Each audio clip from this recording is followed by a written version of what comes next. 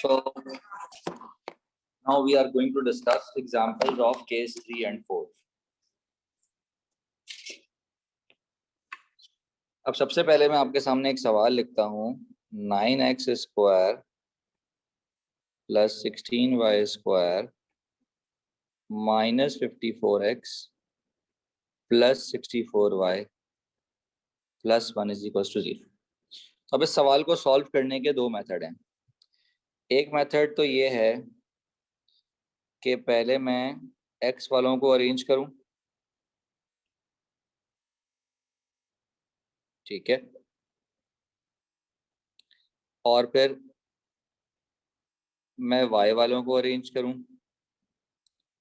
और फिर मैं इक्वेट कर दूं -1 से। यहाँ से अगर मैं 9 कॉमन निकालूं तो ये हो जाएगा x स्क्वायर माइनस 6x, और अगर यहाँ से मैं 16 कॉमन निकालूं तो ये हो जाएगा y स्क्वायर प्लस 4y।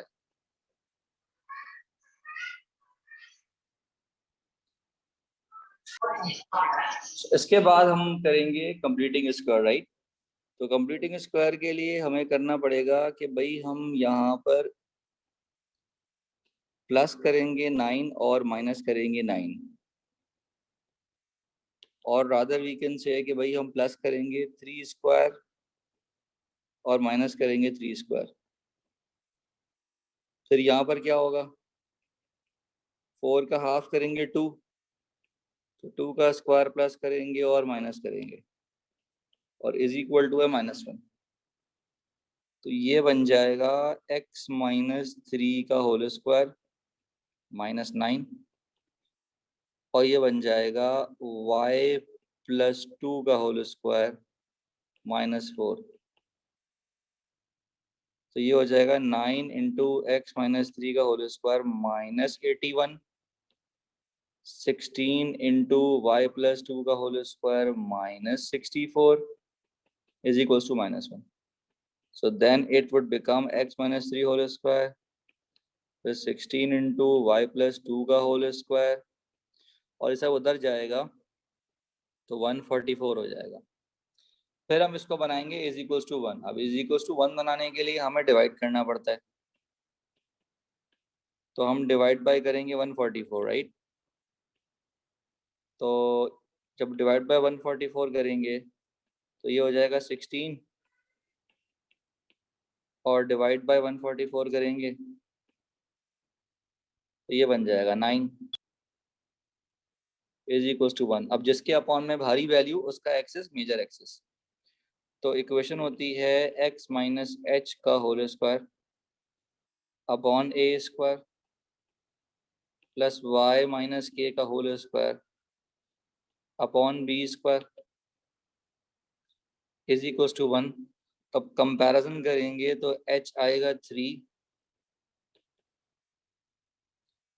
ए स्क्वायर आएगा 16, के आएगा -2 और बी स्क्वायर आएगा 9। एंड देन सब्ट्रैक्शन करते हैं ए स्क्वायर और बी स्क्वायर की तो आता है सी स्क्वायर। तो एक मेथड तो ये है। दूसरा मेथड क्या है, ऑब्वियसली ये लॉन्गर मेथड है। अब आ जाते हैं जुगाड़ मेथड पे। जुगाड़ मेथड ये कहता है भाई कि -2h बराबर है coefficient of x divided by coefficient of x square के, -2 के बराबर है coefficient of y upon y square के।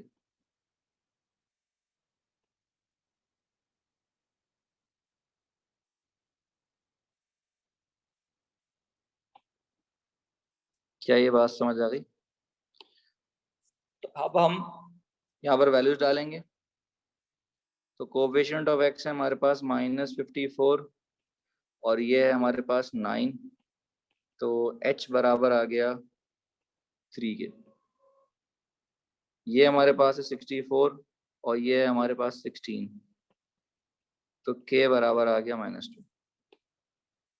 इसके बाद हम निकालते हैं h स्क्वायर। और एच स्क्वायर को हम मल्टीप्लाई करते हैं कोफिशिएंट ऑफ एक्स स्क्वायर से, प्लस हम करते हैं के स्क्वायर और उसको मल्टीप्लाई करते हैं कोफिशिएंट ऑफ वाई स्क्वायर से, और माइनस करते हैं कांस्टेंट। तो जनाब 3 का square 9, coefficient of x square है 9, प्लस के का स्क्वायर है 4 और कोफिशिएंट ऑफ वाई स्क्वायर है 16, माइनस करेंगे कांस्टेंट, तो ये आ जाएगा 144। जब ये 144 आ जाए तो इसको हमने डिवाइड करना है कोफिशिएंट ऑफ एक्स स्क्वायर से,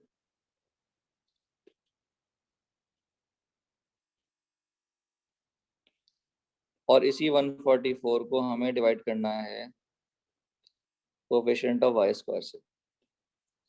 तो इसका जो आंसर है वो आएगा 16 और इसका जो आंसर है वो आएगा 9।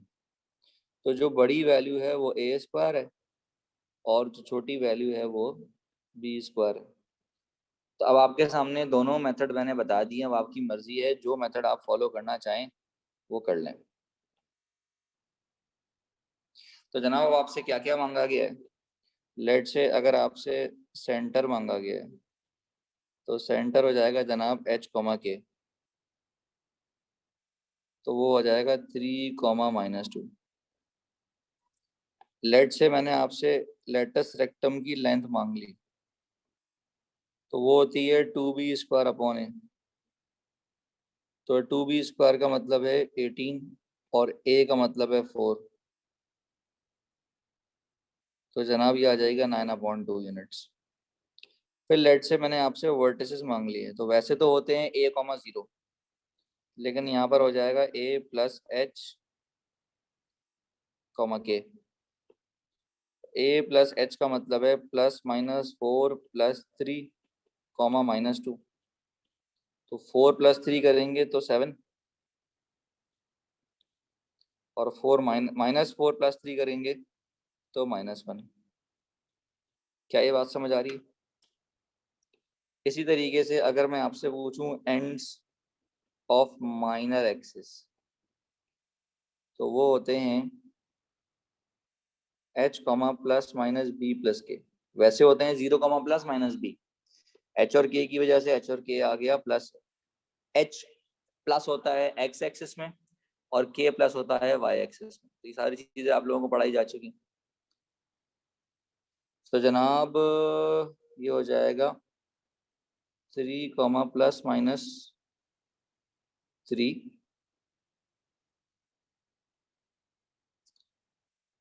कॉमा, और कॉमा नहीं सॉरी, प्लस के है ना, तो -2। तो सिंप्लीफाई कर लें तो एक आएगा 3 - 2 1 और एक आएगा -5। बात समझ आ रही? इसी तरीके से अगर मैं आपसे पूछ लूँ डायरेक्ट्रिक्स, तो वो होती है x - h is equals to a² upon c। तो जनाब ये हो जाएगा x - 3 is equals to a² upon c है √7। सिंप्लीफाई कर लेंगे हो जाएगा √7x -7 √3 इज इक्वल्स टू 16। इसको हम कह सकते हैं √7x is equals to 16 plus 7 √3। क्या ये एग्जाम्पल क्लियर है बेटा? कोई मसला है इसमें? अच्छा मैंने गलत लिख दिया, सॉरी।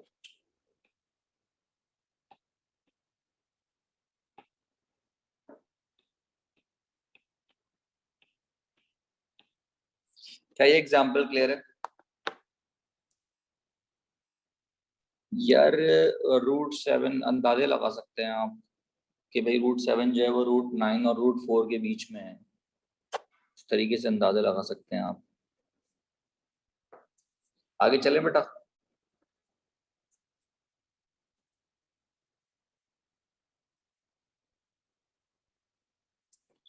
ठीक है, केस 3 की एग्जांपल दे दी। केस 3 और केस 4 एक ही तरीके से होना है जनाब। लेट से मैंने आपसे कहा कि आपको इक्वेशन ऑफ एलिप्स निकालनी है। अच्छा जी, पहली कंडीशन मैंने आपको दी है के वर्टिसेस हैं +-3,0 और डिस्टेंस बिटवीन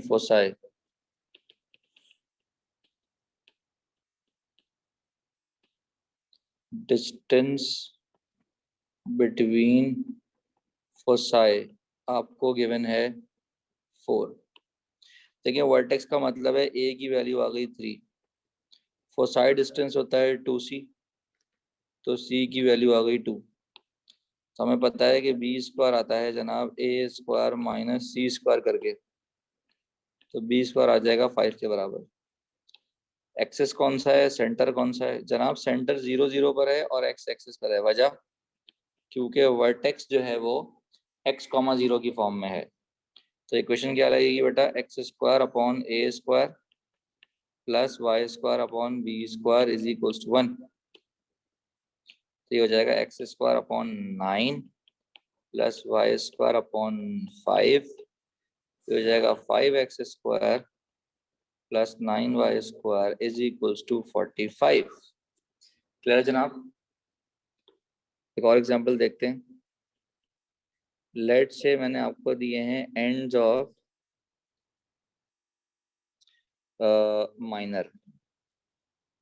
माइनर एक्सिस के एंड्स दिए हैं और वो मैंने आपसे कहा है के बराबर हैं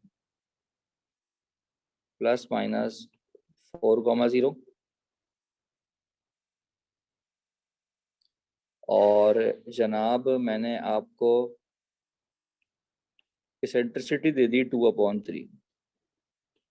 तो इसेंट्रिसिटी जो है वो होती है c/a। तो अगर यहाँ से मैं c निकालूं तो ये आएगा 2a/3 और साथ ही साथ b भी निकाल चुका हूँ मैं 4। तो क्योंकि मुझे पता है कि b स्क्वायर बराबर होता है a square minus c square के, ये भी कर सकते हैं। उसके अलावा हम एक और आइडेंटिटी भी अप्लाई कर सकते हैं कि जनाब 1 माइनस ई स्क्वायर इंटू ए स्क्वायर बराबर होता है बी स्क्वायर के। ये हो जाएगा ए स्क्वायर 1 माइनस 4/9, 4 का स्क्वायर। यहाँ पर अगर मैं इसको कर दूं 2/5, ये हो जाएगा 4/25। जनाब बी स्क्वायर की वैल्यू बनेगी 16, ए स्क्वायर से ये मल्टीप्लाई होगा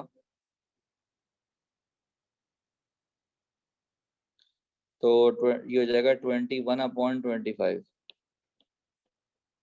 तो जनाब ए स्क्वायर आ जाएगा 400/21। कौन सा एक्सिस है, वाई एक्सिस है। वाई एक्सिस कैसे पता लगाया मैंने, अभी वाई एक्सिस कैसे पता लगाया मैंने, क्योंकि एंड्स ऑफ माइनर एक्सिस दिए हैं एक्स एक्सिस पर, तो ऑटोमेटिकली जो मेजर होगा वो वाई पे होगा। तो इक्वेशन होती है जनाब x square upon y square upon A square plus x square upon B square is equals to 1। ये हो जाएगा वाई स्क्वायर अपॉन 16 ओ y square upon 400/21 plus x square upon 16 is equals to 1। ये हो जाएगा 21y square upon 400 plus x square upon 16। तो अगर मैं पूरी इक्वेशन को मल्टीप्लाई करा दूं 400 से,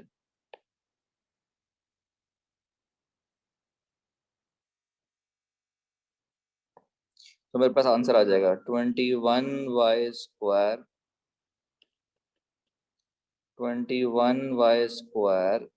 plus 25x square is equals to 400। क्या ये बात समझ आ रही है, कोई मसला है इसमें जनाब। लेट से मैं आपसे कहता हूँ find E if length of axis is 24 and 18. Sir can you please repeat कि आपने y एक्सिस कैसे डिसाइड किया? देखो बेटा, माइनर जो है वो x पे दिया हुआ है तो ऑटोमेटिकली मेजर जो है वो y पे होगा ना। समझ आ गई बात?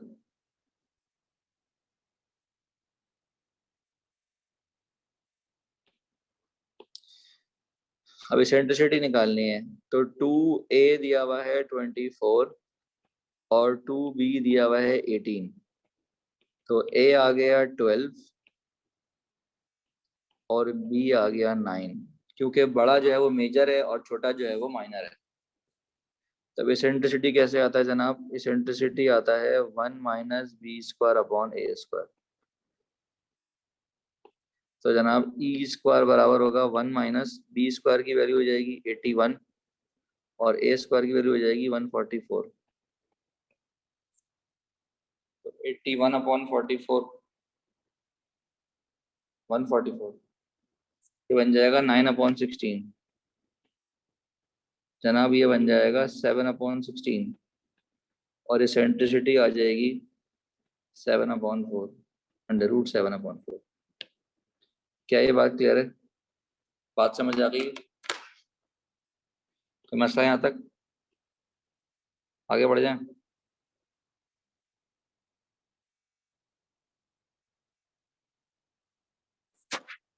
आगे बढ़ जाएं। जनाब मैंने आपसे कहा कि मुझे इक्वेशन ऑफ एलिप्स चाहिए और मैंने आपको फोकस दिया हुआ है -3,2 और डायरेक्ट्रिक्स दी हुई है y = 4।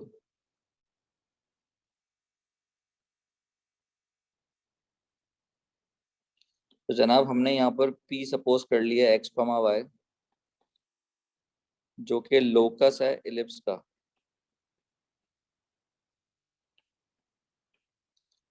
और जनाब आपको मैंने इसेंट्रिसिटी भी दी है 1/3। तो जनाब इसेंट्रिसिटी जो है, तो ये बात आपको बार बार पढ़ाई जा चुकी है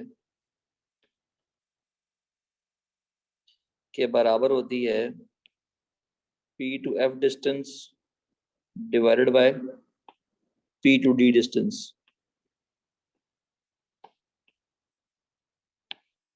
तो इसका मतलब है इसेंट्रिसिटी मतलब 1/3 बराबर होगी p to f डिस्टेंस मतलब x + 3 का होल स्क्वायर प्लस y - 2 का whole square upon p to d distance. तो p to d डिस्टेंस क्या होगा? लाइन की equation upon under root coefficient of x का square plus coefficient of y का square. तो जनाब ये y - 4 जो है वो आ जाएगा लेफ्ट साइड पर, ये बन जाएगा x² + 6x + 9 और ये हो जाएगा y² - 4y + 4। जनाब रूट खत्म करने के लिए स्क्वायरिंग करेंगे बोथ साइड, तो ये हो जाएगा y² - 8y + 16, ये हो जाएगा x² + y² + 6x - 4y + 13। Squaring कर दी बोथ साइड हमने, क्रॉस मल्टीप्लिकेशन कर दें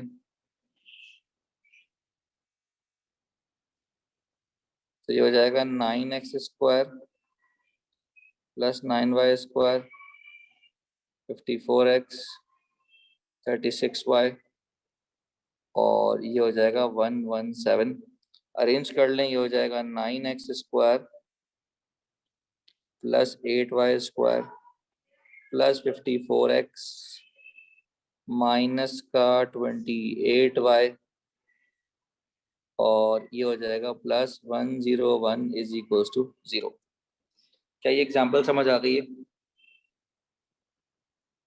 तो मसला इसमें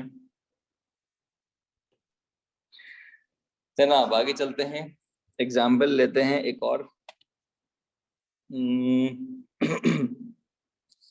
लेट से मैंने आपसे कहा कि मेजर की इक्वेशन दी हुई है आपको x इक्वल्स टू 2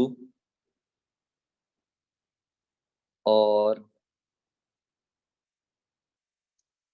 माइनर की इक्वेशन दी हुई है आपको y is equals to 3।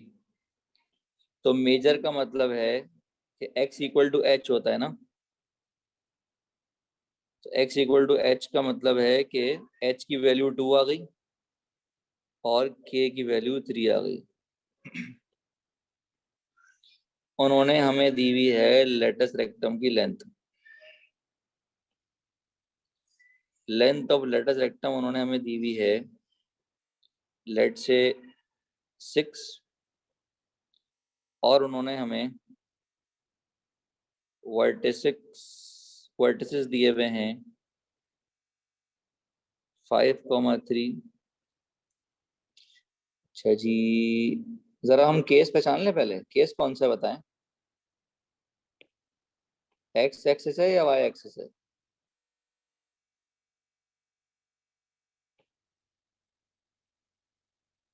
X axis है, वाई एक्सिस है। ये तो क्लियर हो गया कि भाई सेंटर जो है वो एच कॉमा के पर है।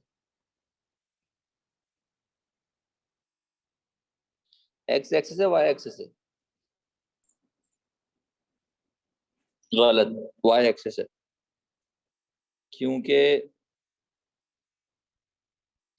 y इज इक्वल टू 0 होती है एक्स एक्सिस की इक्वेशन और x इक्वल टू 0 होती है एक्स एक्सिस की इक्वेशन, नहीं y is equal y axis की।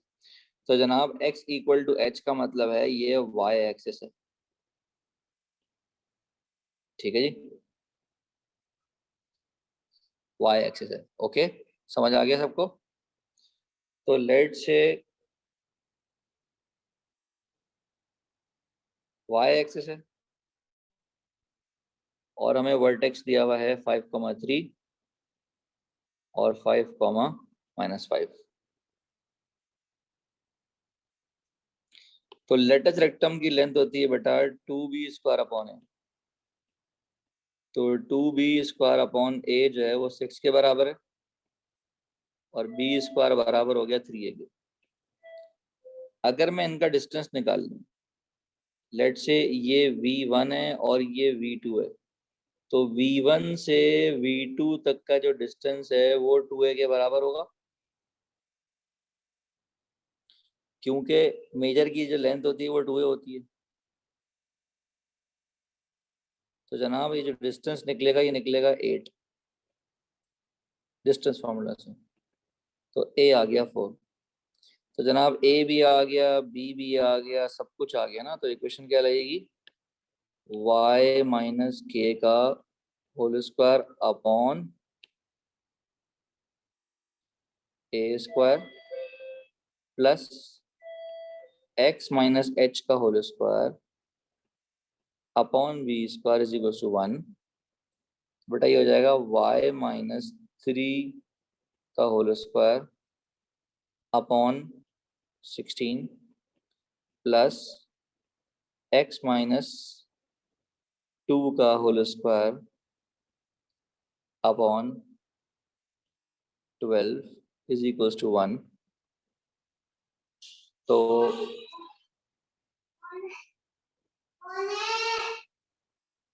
जनाब इसके अंदर हम होल स्क्वायर खोलेंगे, y²।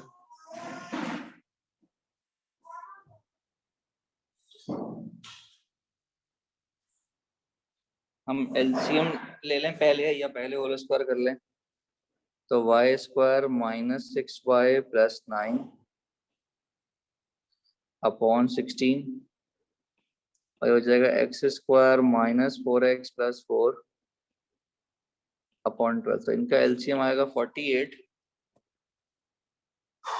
तो यहाँ 3 से मल्टीप्लाई करेंगे, ये हो जाएगा 3y² माइनस 18y प्लस 27। यहाँ 4 से मल्टीप्लाई करेंगे 4x² minus 16x plus 16 is equal to 48। Arrange करेंगे 4x² plus 3y² -16x -18y और जनाब 27 + 16 -48 करेंगे तो ये आएगा -5। तो ये बन गई आपके पास इक्वेशन। बात समझ आ रही भाई? कोई मसला यहाँ तक? आगे बढ़ते हैं जनाब। हम देखते हैं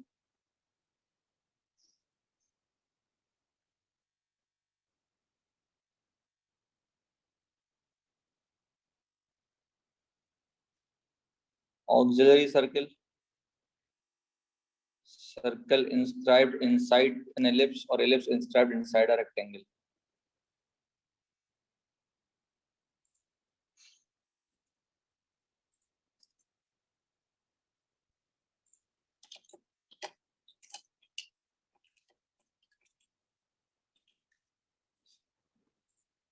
जनाब सबसे पहले हम डिस्कस करेंगे auxiliary circle.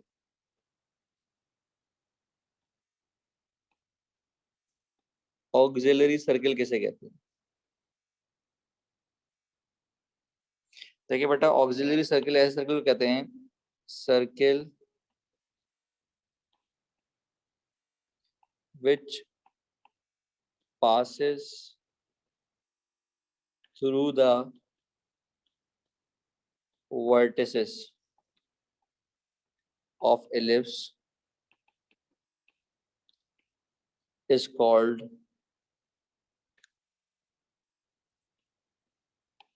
Auxiliary circle.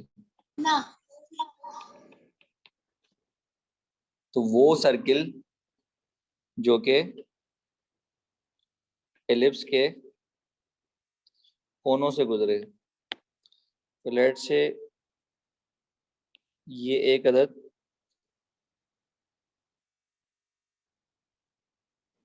Ellipse है और जनाब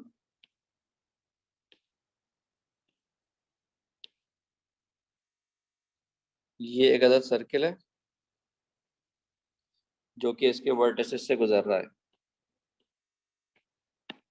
तो जनाब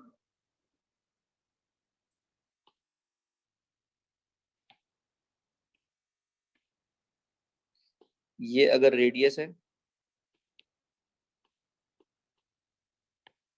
सर्किल का रेडियस अगर ब्राउन से मेंशन हो रहा है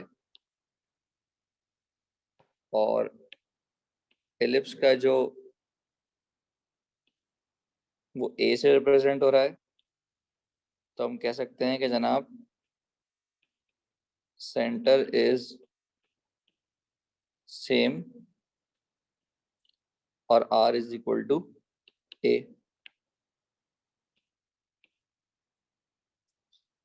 तो इसका मतलब है कि अगर एलिप्स की equation x² / a² + y² / b² is equals to 1 या फिर y² / a² + x² / b² is equals to 1 कोई सी भी है, तो उस सूरत में जो ऑक्सिलरी सर्किल है उसकी इक्वेशन हो जाएगी x² + y² is equals to a²। For example, find the equation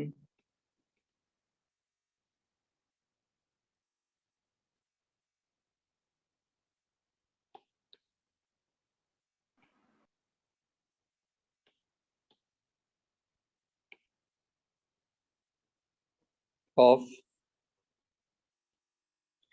an auxiliary circle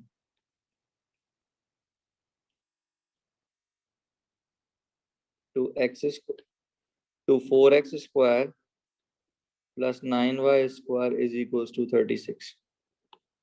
तो पहले हम बनाएंगे x² / 9 y² / 4 is equal to 1। तो a² है 9, b² है 4, तो सर्किल की इक्वेशन क्या हो जाएगी? x² + y² is equals to 9। क्या ये बात समझ आ गई सबको?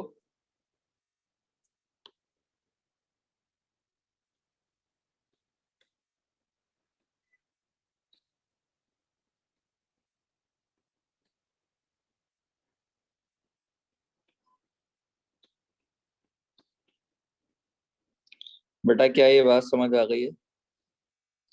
अब कह रहे हैं circle inscribed inside an ellipse, तो इसके अंदर वर्डिंग चेंज हो जाएगी कि व्हेन एलिप्स या सर्किल, सर्किल से बता देते हैं, circle touches ellipse from inside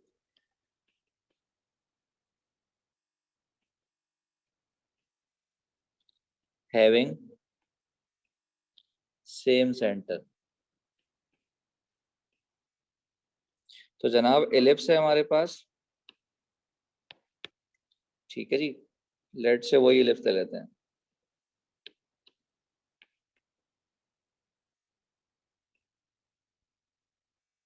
और एलिप्स हमने वही लिया है। क्या हो गया है यार?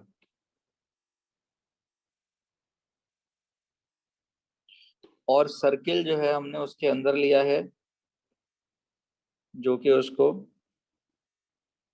टच करेगा अंदर से।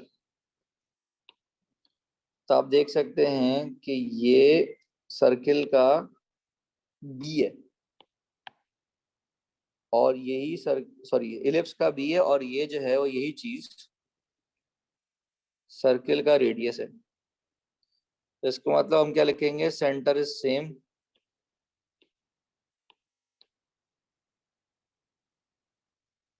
और अब r is equal to b नहीं लिखा जाएगा, सॉरी ए नहीं लिखा जाएगा, बल्कि r is equal to b लिखा जाएगा। तो ऑब्वियसली ऐसे सर्किल की इक्वेशन भी डिफरेंट होगी, और अब जो इक्वेशन होगी वो क्या होगी, x square plus y square is equals to a square के बजाय बी स्क्वायर होगी। क्या ये बात समझ आ रही है?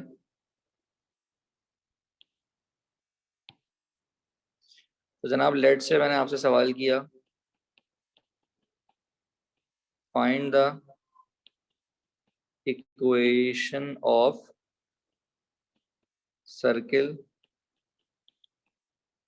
inscribed inside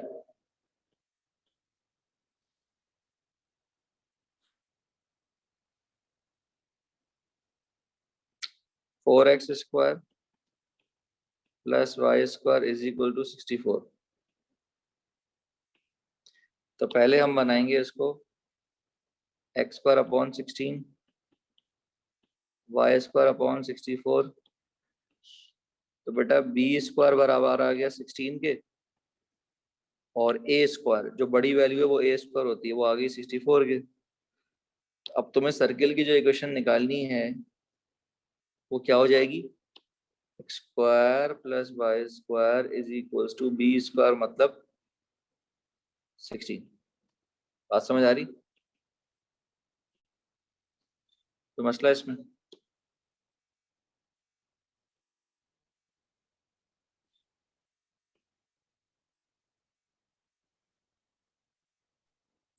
आगे बढ़ते हैं। जनाब हमें ये बात पता है कि एलिप्स जो है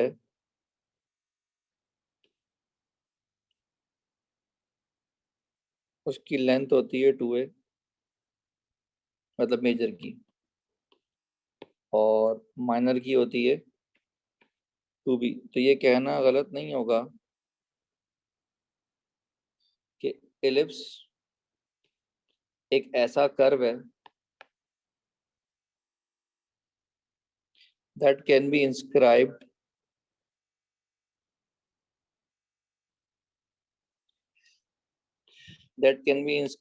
inside a rectangle।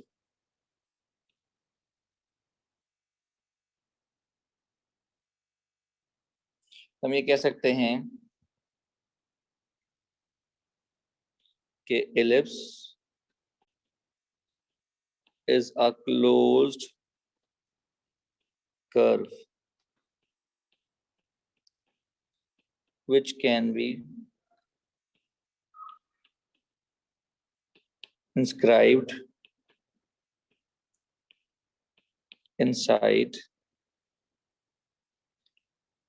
a rectangle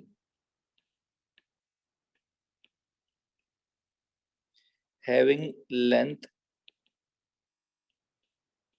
2a and breadth 2b। तो हम क्या कर सकते हैं, हम एलिप्स को एक अदद रेक्टेंगल में बंद कर सकते हैं जिसकी लेंथ 2a होगी और ब्रेथ 2b होगी। तो जनाब हम देखते हैं कि एलिप्स से सर्किल कैसे बनता है।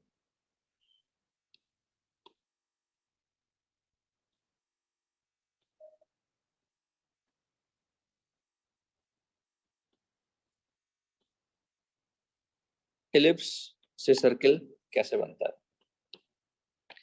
आपके सामने बनाते हैं एक अदद एलिप्स।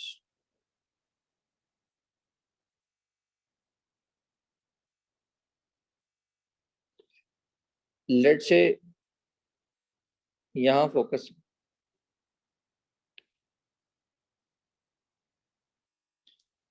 और लेट से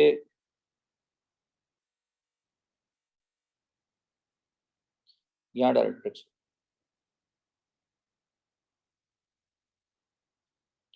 तो बेसिकली होता क्या है,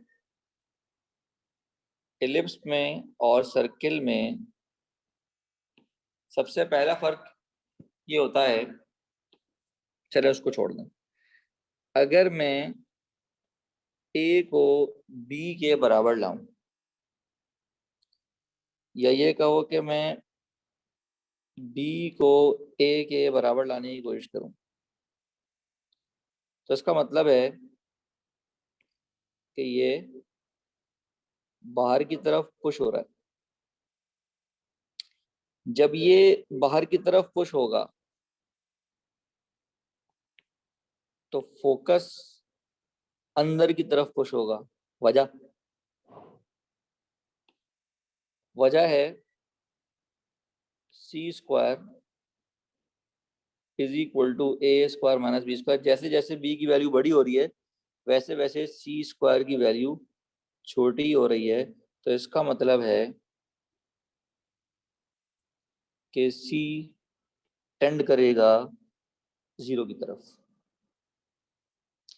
अगर सी टेंड करेगा जीरो की तरफ तो डिस्टेंस बिटवीन डायरेक्ट्रिसेस ये था जनाब 2a स्क्वायर सी अपॉन सी। तो इसका मतलब है कि जो डिस्टेंस बिटवीन डायरेक्ट्रिसेस है ये टेंड करेगा इन्फिनिटी की तरफ, क्योंकि सी की वैल्यू जीरो की तरफ टेंड कर रही है। तो इसका मतलब है कि हमारे पास जो डायरेक्ट्रिसेस हैं वो दूर भागेंगी। क्या यहां तक बात समझ आ गई?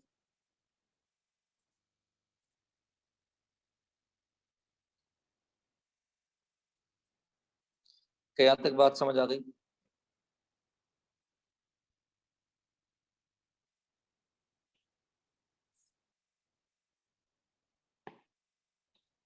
क्या यहां तक बात समझ आ गई?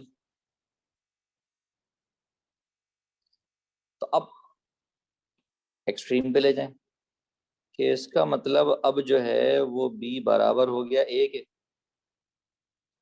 तो देयरफॉर सिंस सी स्क्वायर बराबर था ए स्क्वायर माइनस बी स्क्वायर के, तो इसका मतलब है कि सी जो टेंड कर रहा था जीरो की तरफ वो तो जीरो हो ही जाएगा। जो मेरा डिस्टेंस है बिटवीन डायरेक्ट्रिसेस वो हो जाएगा इन्फिनिटी।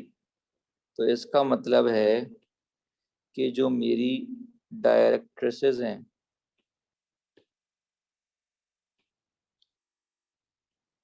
जब डिस्टेंस इन्फिनिटी हो गया तो डायरेक्ट्रिसेस क्या हो जाएंगी, वाइनिश हो जाएंगी, गायब हो जाएंगी। और वैनिश होने के साथ साथ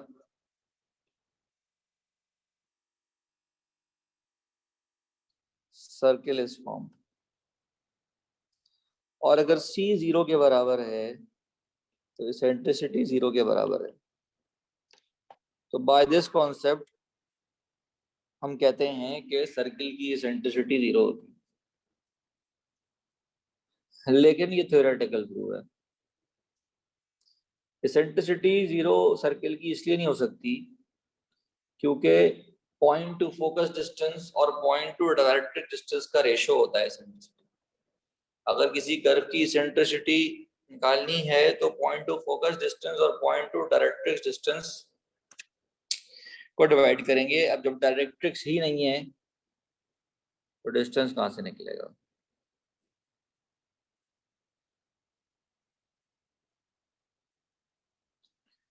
इसी तरीके से जनाब हम देखते हैं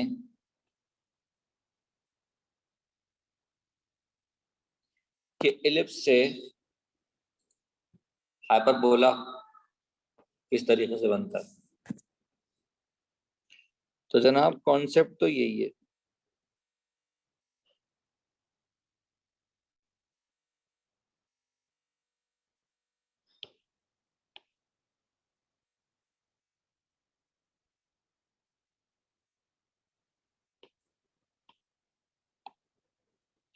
लेकिन अब हम उल्टा काम करेंगे।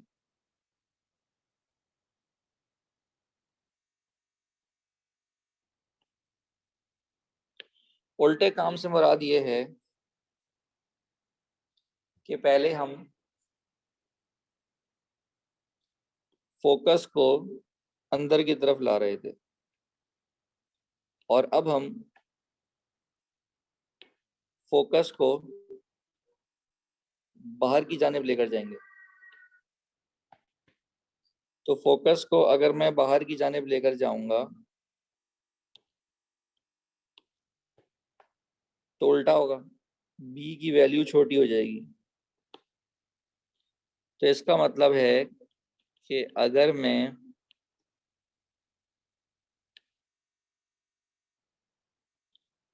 सी को टेंड कराऊंगा ए की तरफ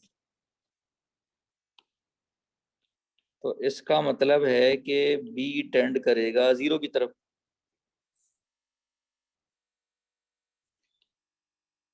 और जैसे जैसे सी करीब आएगा वैसे वैसे डायरेक्ट्रिक्स आएंगी अंदर की जानिब, क्योंकि इनवर्स रिलेशन है ना। तो इसका मतलब है कि अगर सी और ए बराबर हो गए तो बी खत्म हो जाएगा और जब खत्म हो जाएगा तो कर्व हो जाएगा वैनिश, क्योंकि ये पट्टी और ये पट्टी आपस में चिपक जाएगी। बात समझ रहे हैं। तो अब मैं अगर मजीद सी को बड़ा करूं ए से तो अब बी स्क्वायर हो जाएगा नेगेटिव, जिसका मतलब है कि बी जो है वो आ जाएगा आयोटा की फॉर्म में। ऐसा क्यों हो रहा है? क्योंकि बी स्क्वायर था ए स्क्वायर माइनस सी स्क्वायर, पहले ए बड़ा था सी से, अब मैंने क्योंकि सी को बड़ा कर दिया ए से, तो जब सी को बड़ा कर दिया मैंने ए से तो क्या होगा, हाइपरबोला बन जाएगा। हाइपरबोला कैसे बनेगा कि जनाब हम फोकस को ले गए बाहर तो डायरेक्ट्रिक्स आ गई अंदर, उल्टा हो जाएगा, तो कर्व पलट जाएगा।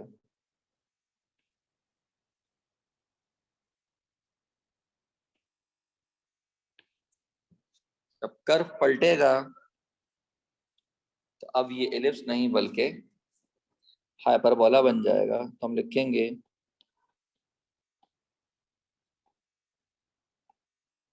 Hyperbola is formed.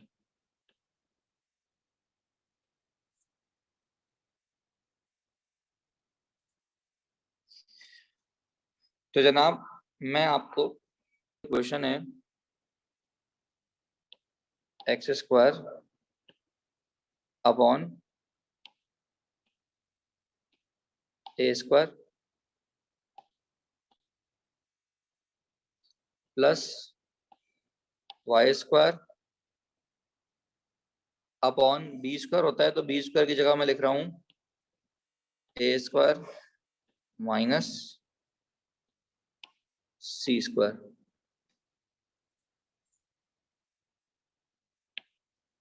और मैंने सी का स्लाइडर भी रख दिया और मैंने कहा जनाब ये इज इक्वल टू 1 है। तब जैसे मैंने सी की वैल्यू बढ़ाई, चले पहले सी की वैल्यू छोटी रखते हैं, ए की वैल्यू रखी मैंने बड़ी और सी की वैल्यू रखी मैंने छोटी, तो आप देखें कि एलिप्स बन रहा है। लेकिन जैसे ही ये वैल्यू, देखें गौर से, सी की वैल्यू अभी ए से छोटी है तो एलिप्स बन रहा है।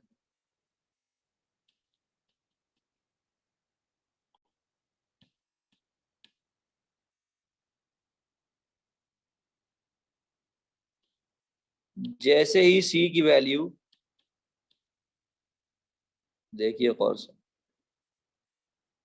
कि जैसे ही मैं सी की वैल्यू को ए के बराबर करूंगा तो आप देखें कर्व वैनिश हो गया। जब ए और सी बराबर हुए तो कर्व वैनिश हो गया। और जैसे ही सी जो है वो ए से बड़ा हुआ तो आपने देखा कि हमारे पास पैराबोलास बन गए। अगर मैं आपको साथ ही साथ डायरेक्ट्रिसेस भी दिखाऊं तो डायरेक्ट्रिसेस थी हमारी x equals to a square upon c. तो यहाँ पर अब लगा दें हम प्लस माइनस,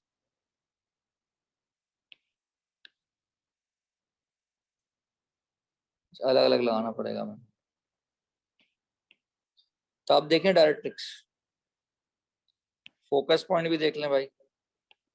फोकस पॉइंट क्या है? C,0 नजर आ रहा है भाई? ये लेबल भी करवा दिया मैंने। तब जैसे C की वैल्यू थी A से छोटी, तो ये देखें C की वैल्यू को मैं जब A के करीब ले जा रहा हूं तो आप देखें डायरेक्ट्रिक्स कैसे करीब आ रही है और फोकस कैसे जो है वो जा रहा है A के पास। और जैसे ही ये हो गया 6 तो आप देखें कि कर्व गायब हो गया। और जब हमने इसको बड़ा किया ए से तो डायरेक्ट्रिक्स इधर आ गई, फोकस बाहर चला गया। क्या ये कॉन्सेप्ट क्लियर हो गया सबको? किसी कोई प्रॉब्लम है इसमें? बात समझ आ गई है सबको? किसी किस्म का कोई मसला?